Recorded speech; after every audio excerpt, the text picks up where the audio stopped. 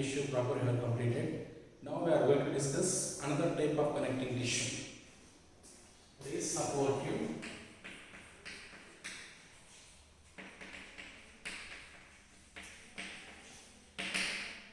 connective tissue.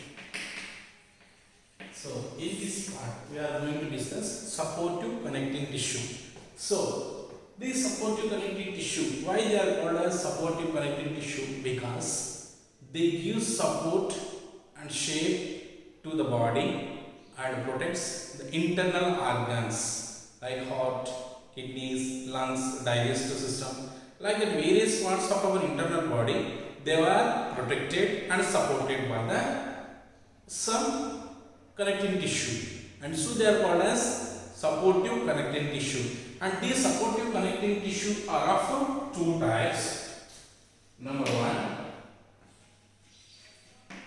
cartilage and bones. So these are the two types of connecting tissue of supportive. Now let us discuss one by one of these two. First, let us say about cartilage. So cartilage is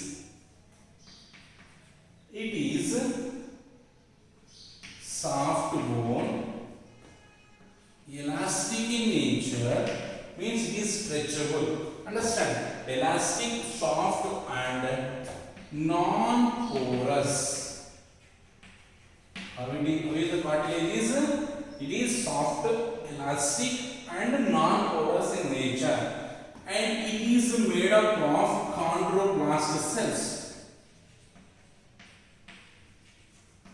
So what are the cells are present is chondroblast cells. These chondroblast cells are arranged in matrix. So the chondroblast embedded or arranged in matrix. And if you observe the matrix is made up of organic substances. How is the matrix? It is made of organic substances like proteins and glucose. Understand? So it is made up of proteins as well as glucose. And if you observe, this matrix, it is consisting of a space in between. So there is a space in the matrix. And what is the space? The space in matrix called lacunae. What is the space is called as lacunae and filled by fluids, means liquid substances are present in a space called lacunae. Understand? And if you observe, this cartilage is surrounded by means of a cell called as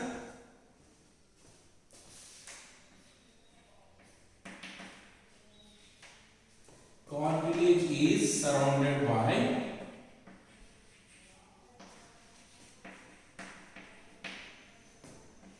perichondrium.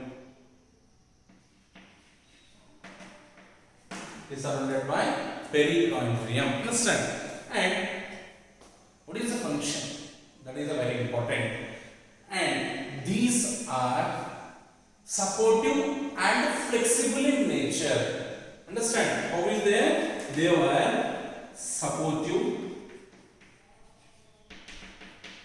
and flexible in nature.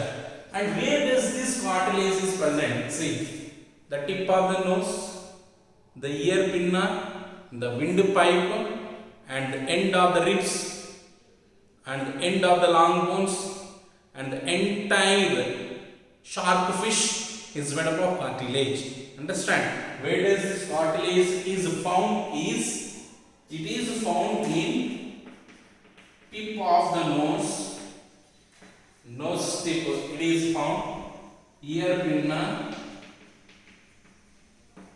and also it is found in end of long bones and also end of ribs and also shark fish. These are the different parts or organs where we can find the cartilage is found. Understand? So cartilage is soft, elastic and non-porous, and the cells are called as chondroblast. And the chondroblast cells are embedded or arranged or packed in a matrix, and this matrix is made up of organic substances. And what are the organic substances? Are like proteins and glucose. And if you observe the cartilage there, it is consisting of in layers of space which is filled by the fluid, and the space is called as lacunae. And the cartilage is surrounded, the cartilage are surrounded by perichondrium cells. They are surrounded by perichondrium. And what is the main function is they are supportive in nature as well as flexible in nature. Understand? That is the thing. And where does these are found? These are found in tips of the nose. Here it is so it is called flexible, so we can bind it. We can bind it and we can twist our ear pin also because of they are flexible in nature. And also found in end of the long bones and end of the ribs, and entire shark fish is made up of cartilage. And if you observe, the growth of the cartilage occurs in only one direction. Understand? Remember that. Cartilage, its growth is unidirectional, means any one direction, either upward or downward, any one direction it will be taking place. Growth is unidirectional. Understand? This is very important. This is about cartilage. Now let us discuss about another important supportive connective tissue is bones. Here soft, bones are hard, strong. Here is elastic in nature, but this is inelastic. It is non-porous, but it is porous in nature. Understand? Simple in comparison. And it is made up of cells are called as osteoblast. So what are the bone cells are? Osteoblasts are the bone cells. Understand? And these osteoblasts, chondroblasts are embedded in matrix. Here also these cells, that is osteoblasts are embedded in matrix. Understand?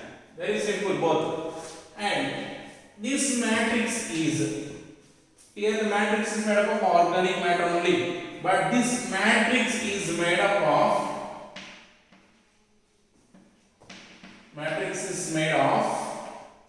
both organic and inorganic substances. So matrix of cartilage is made up of only organic. That's why it is elastic. But it is made up of both organic as well as inorganic substances. Already you know that the organic substances are proteins as well as glucose is found. But what are inorganic substances like calcium, phosphate,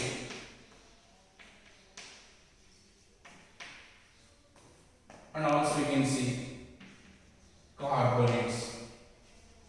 These are the inorganic substances that are found in the matrix of the bones. Understand? And here we are seeing there is a space what we call lacuna. Here also there is a space called lacuna. But this lacuna is connected by which is passing in it blood vessels as well as the nerve cells. Understand? So here only filled of fluid, but the lacuna is supplied with blood vessels and nerve. Understand? Blood vessels and nerve passing through the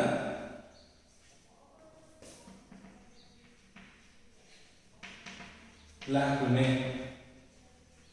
So here it is connected with blood vessels, but here there is no supplying of blood. Remember, here there is no supply of blood, but here supplying of blood is going to occur. That is the difference in between these two. Understand?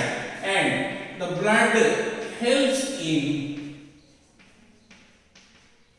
to supply nutrients. Blood helps in supplying of nutrients. Understand? And if you observe that inorganic substances, due to the presence of inorganic substances in the matrix, they give strength to the bone. That is, the bones becomes very hard. That is important. So the inorganic substances of matrix makes bone to become strong. Understand? That is the main important function of inorganic substance. And what is the main function of these bones? The bones and cartilage together form as a skeletal system. That is, we know that. And these two together forming skeletal system, a framework of the bone that helps in protection of internal organs, and they gives shape to a particular body. Understand? That is a very, very important thing. And there are around 206 bones are present in an adult. How many bones are present? 206 bones are present in an adult. But in case of children, its number is 300. In children, 300 bones present in children. Understand? Why the number of bones is decreased? Because of going on. The growth occurs. Due to the growth, the bones are joined together wherever it is possible.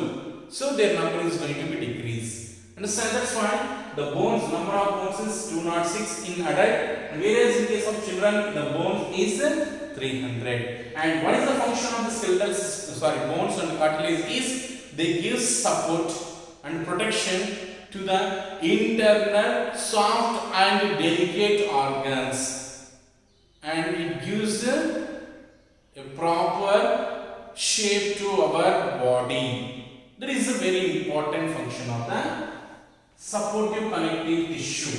These two, cartilage and bones together, forms skeletal system. They together forms skeletal system. This skeletal system, as we know that, what is the function of skeletal system?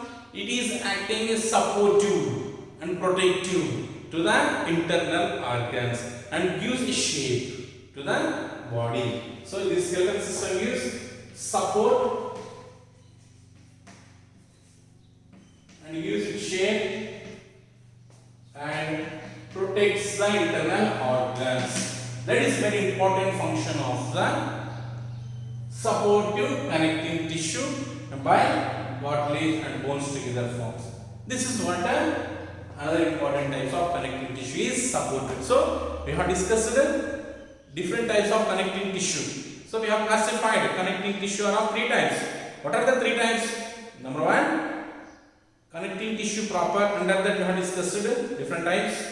Next, supportive connecting tissue, one type. And next type is fluid connecting tissue. That is we are going to discuss in next part.